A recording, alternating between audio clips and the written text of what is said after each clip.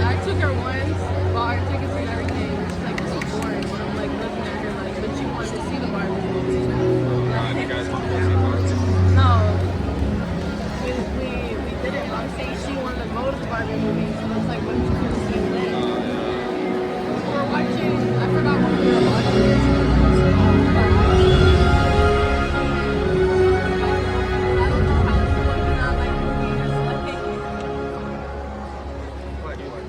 Our world has one interconnected ocean.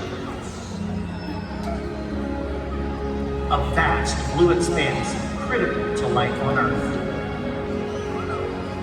And there's no better animal to represent the ocean's beauty than the killer whale. They live in every corner of the ocean, from the Arctic to the Atlantic, the Southern to the Indian, to the Pacific and beyond. The killer whale story is the ocean story, and it's one we all share. We are one world, united by our ocean.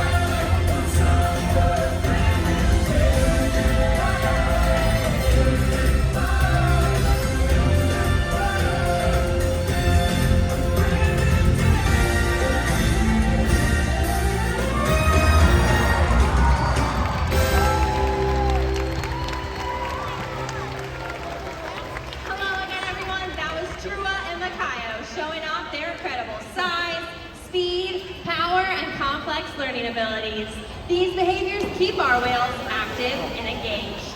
SeaWorld's killer whales have inspired generations all over the world, and we're excited to share their story with you today. Killer whales are the ocean's top predators. They use cooperation and communication, not just size and strength, to take their place at the top of the ocean's food web. At the bottom are small animals, like krill. At the top, the apex predator, the killer whale.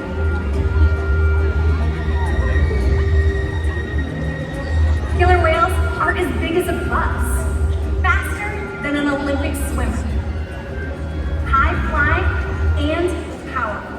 We're gonna see all that and more. These behaviors contribute to an environment that's full of enrichment. We spend days, weeks, months, and years building relationships with our whales. This creates trust, and that allows us to do some amazing things. For example, when you visit the doctor, you present your arm to draw blood, or step on the scale to see how much you weigh. It's much the same with our whales. Today you'll see our whales moving together in unison. These synchronized behaviors strengthen social bonds and allow the whales to problem solve as a group. Working together as a team makes them the ocean's top predator. Scientifically known as Orcinus orca, more commonly referred to as killer whales. Here at SeaWorld, we know them as Katina, Milani, Malia, Trua, and Makayo, our killer whale family.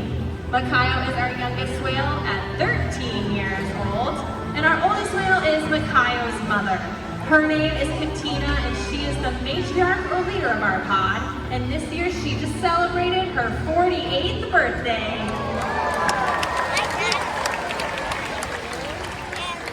SeaWorld's animal training techniques create a language between us and the whales. It's a language of learning through positive reinforcement, encouragement, commitment, and care.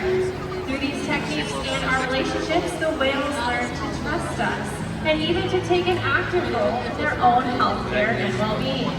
We teach the whales a variety of husbandry or healthcare behaviors that help the whales voluntarily participate in their own healthcare. The first of which is the position we use to ask for a voluntary blood sample. The whales learn to go ventrally or upside down and present us with their tail flukes, which Makayo is about to demonstrate right here in our slide out area. Not only does this give us a great view of the entire whale, but it also gives us access to the blood vessels that are located on the white undersides of those tail flukes. Our veterinarians are able to take a blood sample at least once a month, and the whales learn to remain calm and relaxed during procedures like this. Now as trainers, you're always seeing us rubbing down or massaging the whales, whether on their backs, their pectoral fibers, or those tail flukes. The killer whales have very sensitive skin, and this is just one way that we can reinforce or reward them for remaining calm during procedures like this. It's also a great way for us to build our relationships with the whales. But voluntary blood samples aren't the only way that we can make sure our whales are staying healthy. Another important diagnostic is weighing the whales, which we're able to do by asking them to slide up on a killer whale size scale, just like Drew is about to do right here in our slide out area. Now when he gets up here, you're gonna notice that the area between his dorsal fin and his tail flukes is still in the water. That's called the peduncle. It's super strong and super muscular. In this part of the body, they can use, in fact, to completely turn around to re-enter the water. But in this case, to make sure that we're weighing the whole whale, we simply ask them to lift that peduncle up and out of the water. Training this posture allows us to ensure accuracy, so that we know our younger whales are growing properly and our older whales are maintaining a healthy weight. And the care isn't just physical. Mental stimulation and play are vital, and we surprise and engage with our whales at every opportunity. Play is how killer whales teach their young to hunt, and for the adults, play is important too. It seems that they just enjoy having fun.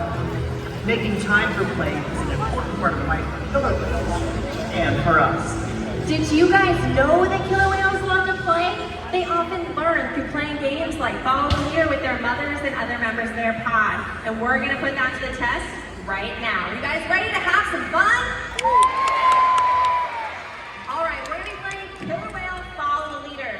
You guys are gonna be the leader and Makayo is gonna follow you. So So left-hand side of the stadium, go ahead and stand up. What we're gonna do is we're gonna take two hands and wave them high in the sky. Ready? 1, 2, 3, wave those hands.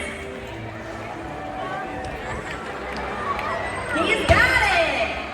As you can see, Micaiah was paying very close attention to you guys. Killer whales are very curious and they're often seen spy hopping or jumping completely out of the water to get a better look at their environment. We're going to see a demonstration with a behavior called a bow, center stage. When you see him, let's give Micaiah a big cheer. Now we're not going to take a jump. It's called a breach. Right hand side of the stadium, go ahead and stand up for me. What kind of breach are we doing, Justin?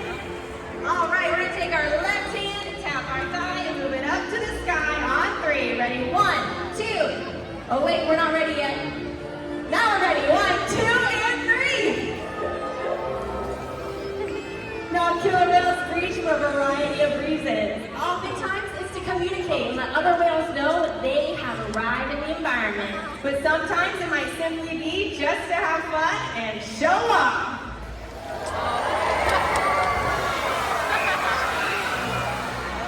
I think all of you just learned why it's called the soak zone. Everyone, let's give a big cheer to all of you, Drua and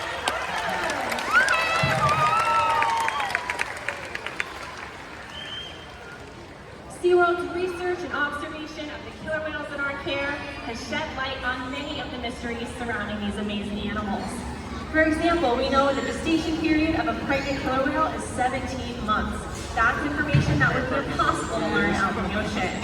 But some information does need to be learned through field research, and that's why SeaWorld partners with organizations like the Norwegian Orca Survey and NOAA to increase global education. We've learned that killer whales are amazing animals and powerful hunters, and perhaps the best expression of that power can be seen when they hunt. Killer whales stand apart. They have no natural predators, and just about any other ocean animal could be their dinner. Depending on where they live and their chosen prey, they've developed some epic hunting techniques. Off the coast of South America, killer whales will beach themselves, riding in on waves just long enough to catch prey. They'll also create waves that knock animals like penguins or seals from ice cliffs. Most importantly, they cooperate, communicate, and coordinate as a team. Here's footage of killer whales corralling a school of herring. A whale dips in and feeds, while the other whales eat the fish together with swipes of their tail flukes. So killer whales make waves when they hunt, and they use their powerful tail flukes to stun their prey. You're about to see a demonstration. For our whales, it's a high-energy activity session. But for all of you, it means it's time to get wet.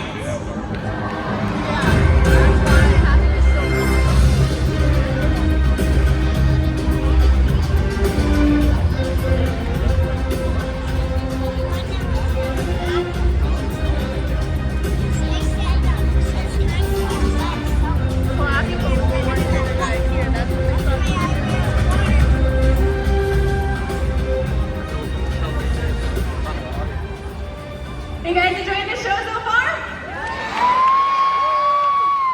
That's great. You guys might have noticed that this isn't quite a normal show at this point, because usually you're seeing whales and not listening to me talk more. So what's going on is we were doing the part of the show, so we had the first couple of segments of the show with our 2 male killer whales, and the plan was for that next segment for them to go ahead and go behind that adjacent pool. You can see now that door is closed, and for this door on your right to open up so the girls could continue and do the rest of the show.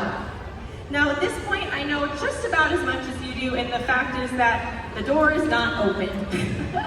So that could be for a variety of reasons. It might be something social with the whales. They're very social animals, and sometimes that means that whatever is going on socially with them becomes more important than doing the show. And in that case, that's fine. We respect that. We'll give them a little bit of time and try again. So whatever's going on, the trainers are going to be figuring it out in the back. But for now, we can talk a little bit more about killer whales, how cool they are, and how we care for them here at SeaWorld. So here at SeaWorld, a lot of folks do ask us, how do we train the killer whales? And I've gone into a little bit during the show, but we can go a little bit more in depth. And that is that we use positive reinforcement. Has everyone heard of positive reinforcement before? Does anybody do clicker training with your dog? Yeah? Pretty cool. So we have this whistle. You guys might have heard it throughout the show already. The whistle tells the whale good job. So anytime that you hear the whistle, we're telling the whales, yes, thank you so much. Whatever you just did is exactly what I wanted to see. Come back to me and I'm gonna give you something that you like. So as we get to know the whales through building our relationships, we get to know what each of the whales like best. And that helps us to really know in that moment when we're saying thank you, what is it that they want? And we'll actually switch that up. It's not always gonna be what do you guys think is really common that whales like? Fish, yeah, definitely. They do like fish, that's very true.